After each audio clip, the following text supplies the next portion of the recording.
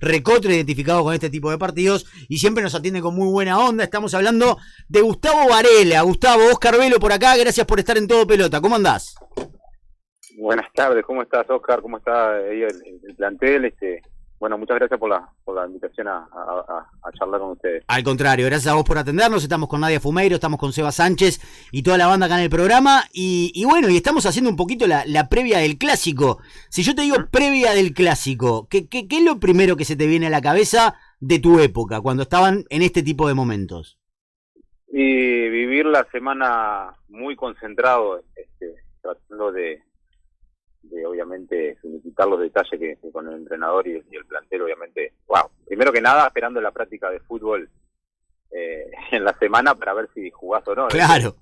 Ese nervio lo tenés, obviamente. A ver, a mí me tocó muchos años que Hugo tenía siempre me avisaba como 2 meses antes me avisaba. Mirá que el clásico lo vas a jugar. Y yo digo, pero queda una banda todavía. Claro.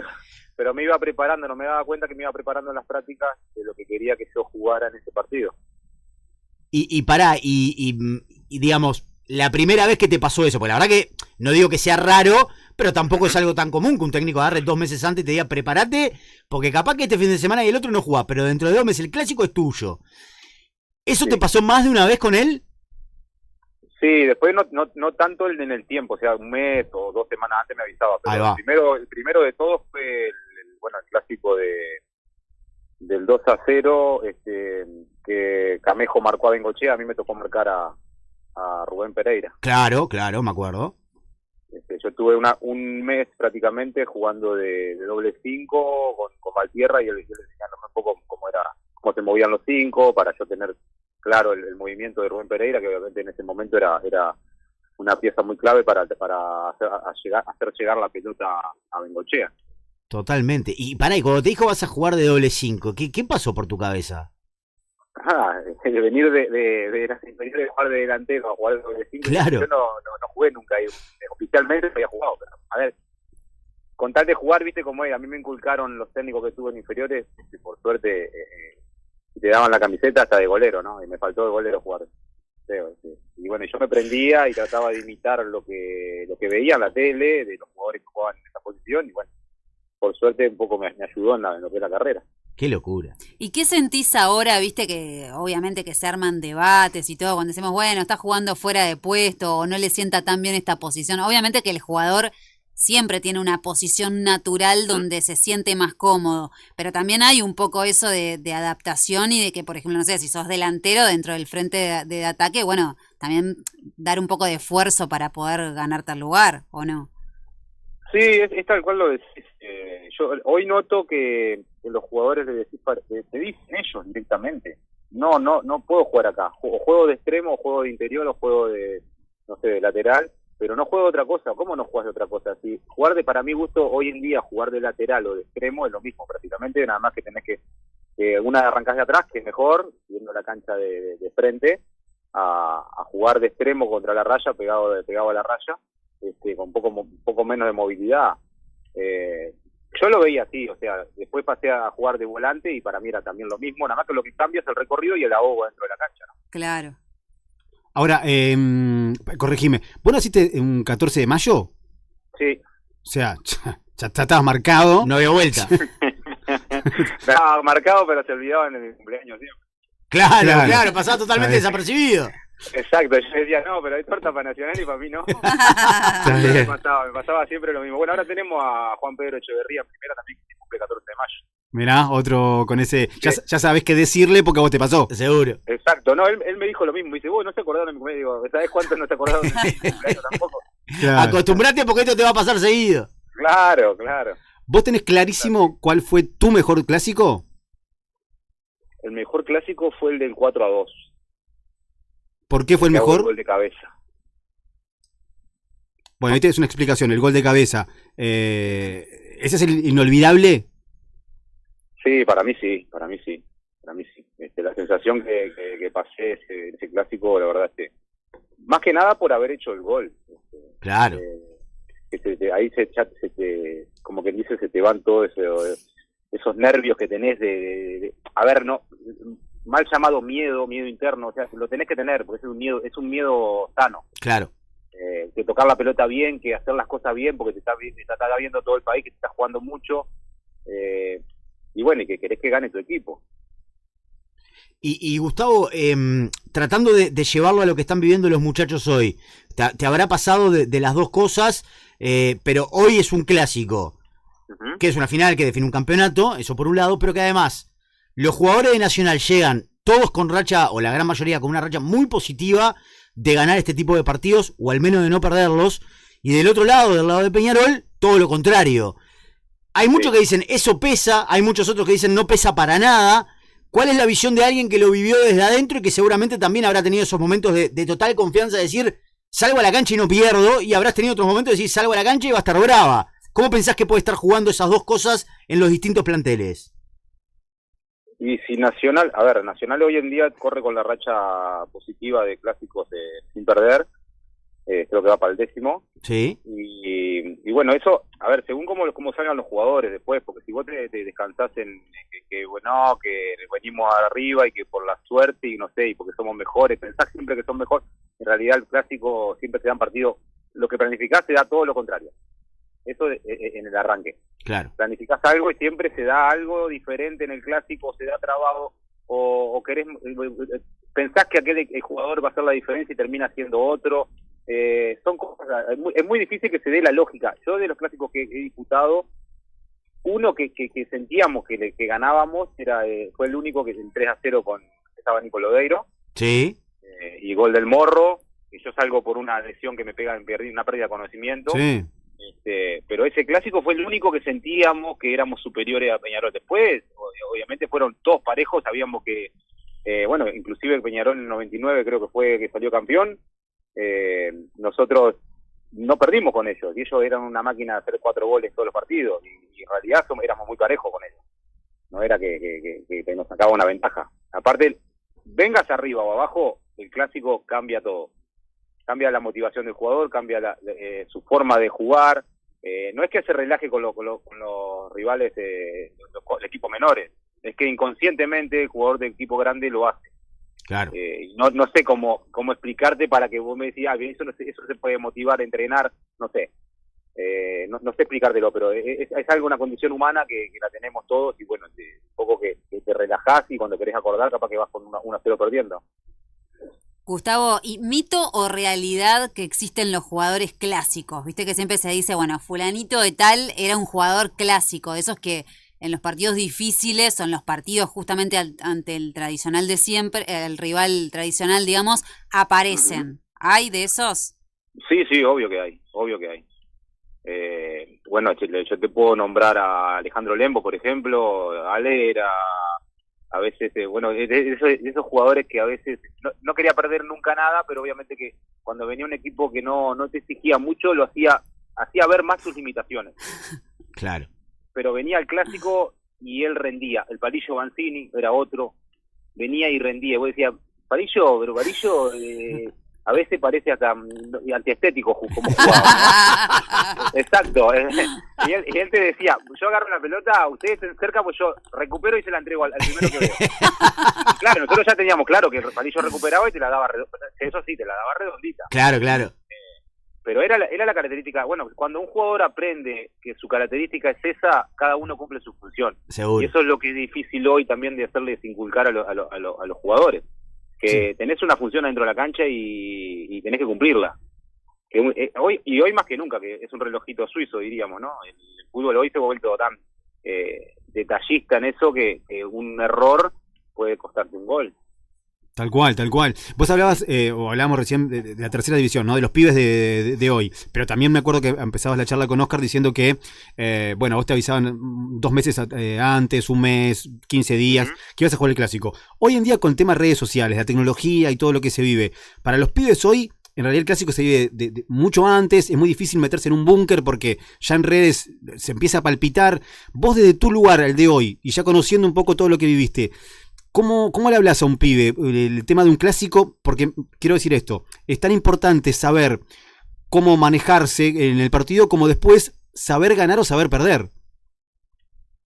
Sí, vos sabés que esa pregunta yo te la haría a vos también, porque no le encuentro todavía, digo, sé que es demasiado difícil hoy manejar, con toda la información que tienen mis redes sociales, es imposible que no vean algo. Tal cual. En mi época, a ver, nos rompíamos los diarios. Claro. El que traía un diario al vestuario lo rompíamos, literalmente.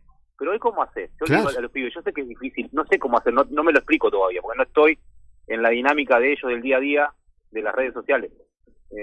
Pero sé que es imposible que no vean algo o no escuchen algo, no sé cómo manejarlo eso, no tengo ni idea. Claro, La verdad porque- trato de inculcarles más que nada lo que uno vivió como con las vivencias que tuvimos adentro de la cancha, afuera, hoy como entrenador, pero sé que es difícil de manejar porque obviamente que te puede pasar para un lado o para el otro, ¿no? De rosca diríamos, ¿no? Totalmente, totalmente. Metiéndonos en cómo llegan para el domingo, esto que hablábamos un poco de las rachas, sacando el tema rachas, ¿ves algún favoritismo en el partido? ¿Uno que diga llega mejor?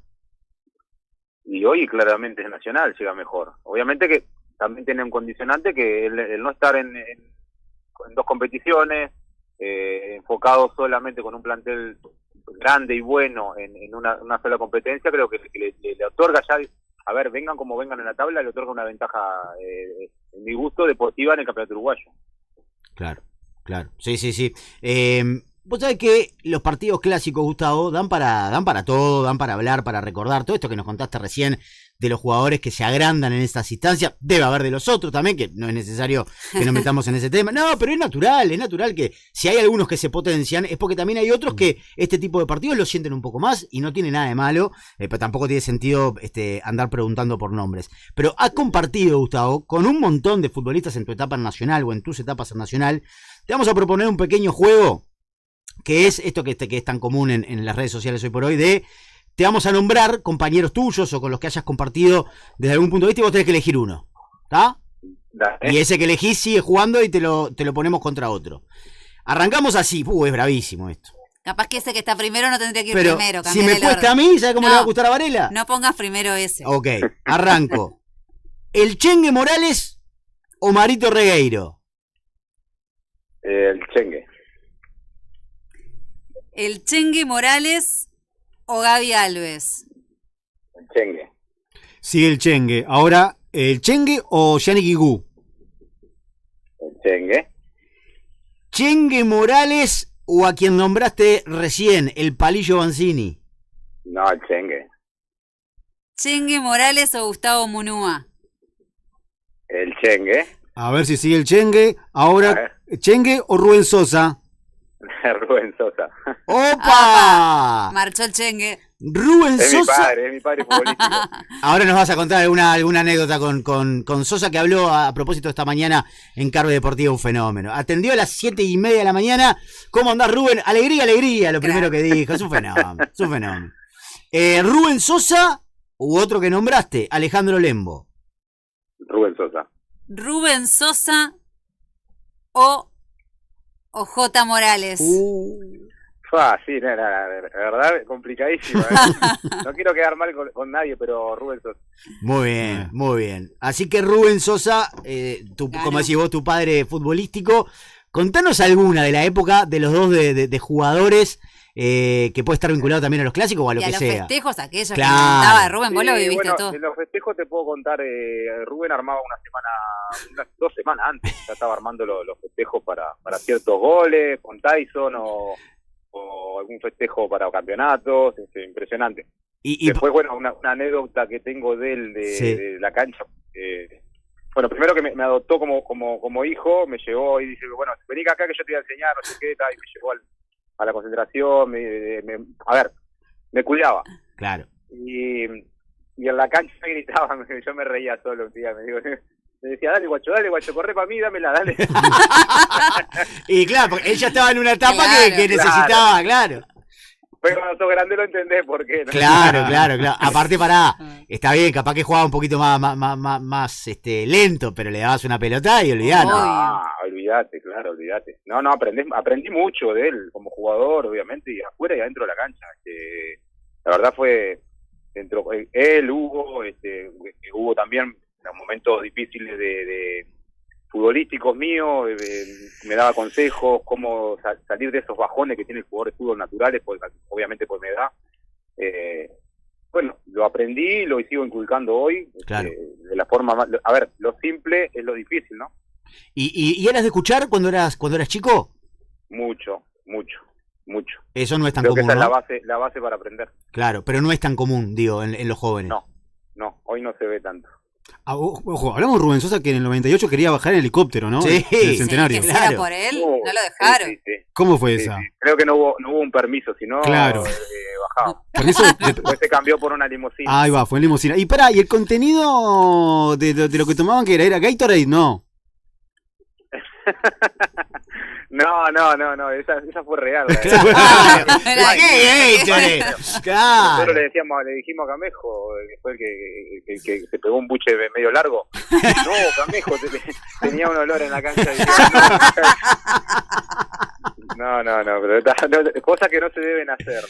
Sí, pero la verdad... Eran otras épocas. Y marcaron una época. Claro. La verdad que marcaron Sí, una sí. época. Y en algún momento Tremendo. cuando iban descubriendo qué festejo se podía venir, cuando lo veían a Rubén Sosa armándolo, en algún momento decías, no, Rubén, para un poco, aflojá, falta mucho. Sí, no, bueno, la del helicóptero le dijimos, no nos subimos, yo no me iba a subir. No. Pero, Digo, vos estás loco, Rubén, ¿qué puede ser un helicóptero bajar en el estadio?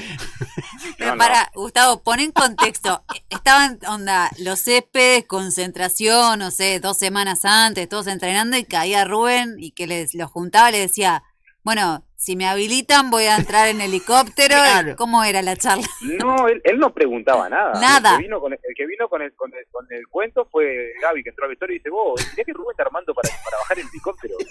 Y que creo que el chifa del Gabo era el que se prendía toda esa joda.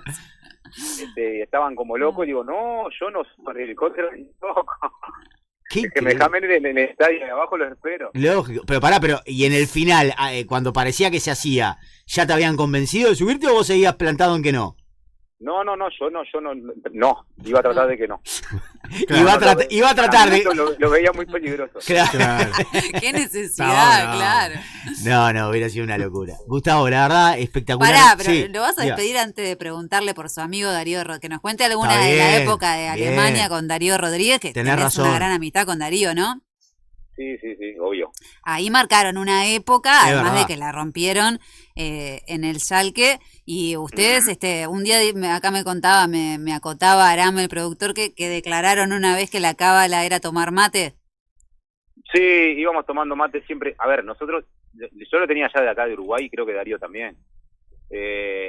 Obviamente el mismo recorrido del ómnibus, de los céspedes al estadio, llegando las mismas canciones, viste cómo son los jugadores. Sí. Claro. Bueno, teníamos a Lembo, que era un cabalista total, Claro. y nos hizo pegar muchas cosas, ¿no? Y bueno, llegábamos, y obviamente en Alemania no tienen costumbre de ver tomar mate primero que nada. Nosotros llegábamos y obviamente empezábamos a darle al mate como loco antes de los partidos, Lógico. antes de llegar al estadio. Claro, Que es como café, o sea, ellos toman mucho café. seguro. Y nosotros le damos, y ellos me decían, digo, a mí se le dan. Claro, yo tomo Canaria, hasta ahora no tomo la Canaria normal, la común. Que a 2.20, Claro, Claro. enchufado. A ver, esto es psicológico, ¿no? Sí, sí. Uno dice, tal, me acelero, nada, te acelerás y estás motivado y no. Y Claro. yo ya lo había agarrado de tantos años, tenía costumbre ya de tomar. Si no era como que me faltaba algo. Claro. Y pará. Y ahí a Samoa, no sé si recuerdan Sí. el jugador de alemán, Sí. Gerald a Samoa, el moreno, dice, yo voy a probar.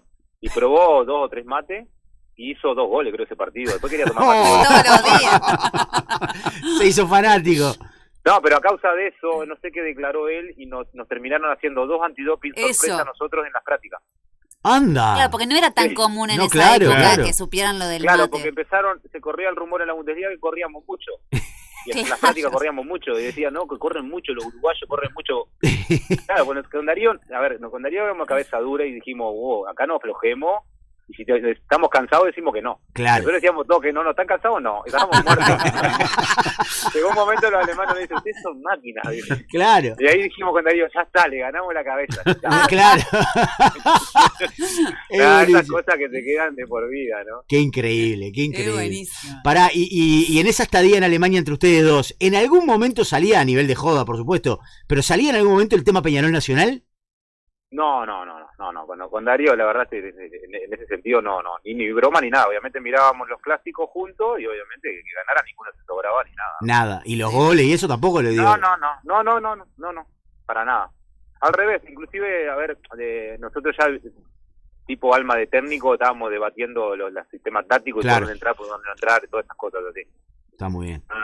Está muy De bien. verlo como hincha. fanático, ¿viste? Claro. Perfecto. Gustavo, un placer hablar con vos. La verdad nos regalaste minutos espectaculares. Vamos arriba, estamos en contacto y lo mejor siempre. Bueno, muchas gracias a ustedes. Gracias. Un abrazo grande. Gustavo Varela, qué buenas anécdotas. me contó, Varelita. No, y si tendrá millones de anécdotas. Sí. ¿Cuánto se necesita un Varela